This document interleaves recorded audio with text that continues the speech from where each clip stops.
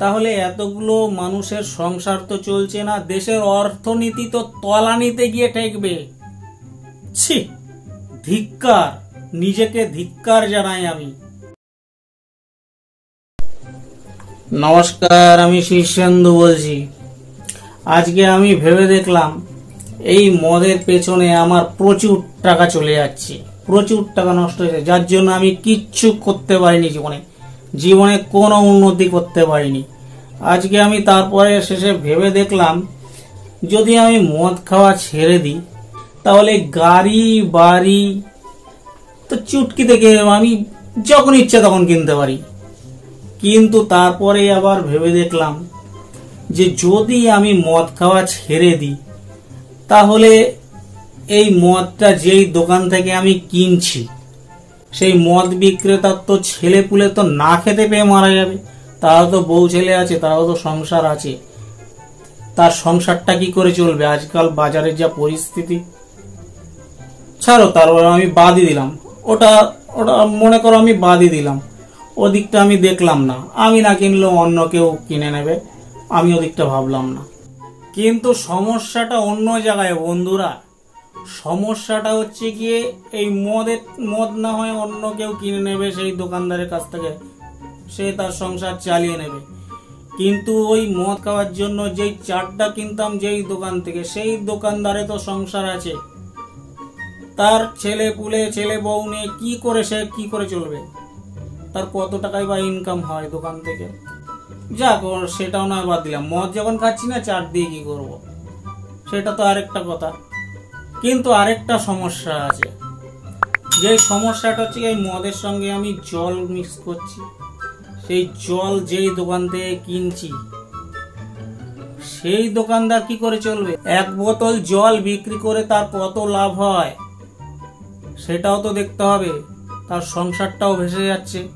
আরো সমস্যা আছে, ওই জল মদ খাওয়ার পরে ওই বোতলটা আমার বাড়িতে রেখে দিতে হয়। এখানে প্রচুর বোতল সাজানো রয়েছে, এখন যা গরম পড়েছে ওই বোতল দিয়ে জল তুলে রাখতে হয় কলের থেকে।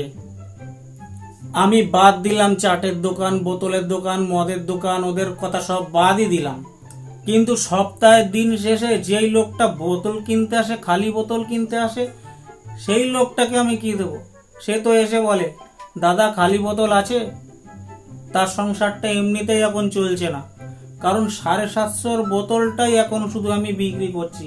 ছোট বোতলগুলোতে কোনোটাতে সাদা তেল রয়েছে, কোনোটাতে সর্ষের তেল রয়েছে। এখন সেগুলো আগের থেকে মজুত করে রাখতে হয় আমাকে, কারণ কাঁচা শিশি ভেঙে যায়, তাই আবার আরেকটা নতুন বোতল এনে রেখে দিতে হয়। বোতলের ডিজাইনগুলো নাকি খুব ভালো, ওই জন্য ওগুলোতে সর্ষের তেল রাখতে হয়।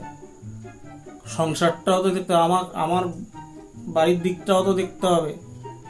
তাহলে এদিকে ভাঙাচোরাওয়ালার সংসারটাও চলছে না, আর এদিকে আমার বাড়িতে ঘরের তেলের শিশিটাও জমছে না। উল্টো লস, আমাকে আলাদা করে তেলের শিশি কিনতে হবে। ওদিকে এতগুলো মানুষের সংসার ভেসে যাবে, সেটা আমি কি করে হতে দিই? আমি তো একজন ভারতের নাগরিক, দেশ গড়ার কারিগর। তাহলে আমি যদি এমন করি তাহলে কি করে চলবে? আমি যদি মদ না খাই তাহলে এতগুলো মানুষের সংসার তো চলছে না, দেশের অর্থনীতি তো তলানিতে গিয়ে ঠেকবে। ছি, ধিক্কার, নিজেকে ধিক্কার জানাই আমি। নিজের স্বার্থ সিদ্ধি করার জন্য, নিজের বাড়ি গাড়ি করার জন্য অন্যের সংসার ভাঙতে যাচ্ছিলাম আমি। ছি, কতটা স্বার্থপর আমি! নিজেকে ধিক্কার জানাই নিজের এই কৃতকর্মের জন্য।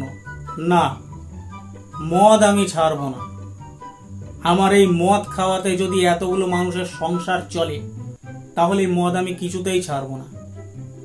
আমার মা বাবা এই শিক্ষা দেয়নি যে নিজের স্বার্থ সিদ্ধির জন্য তুমি অপরের ক্ষতি করো, কারণ সকলের তরে সকলে আমরা, প্রত্যেকে আমরা পরের তরে। আজকে এই পর্যন্তই। ভিডিওটা ভালো লাগলে লাইক কমেন্ট শেয়ার করো, আর চ্যানেলটা সাবস্ক্রাইব করে দিও, নাহলে আমার সংসার চলবে কি করে?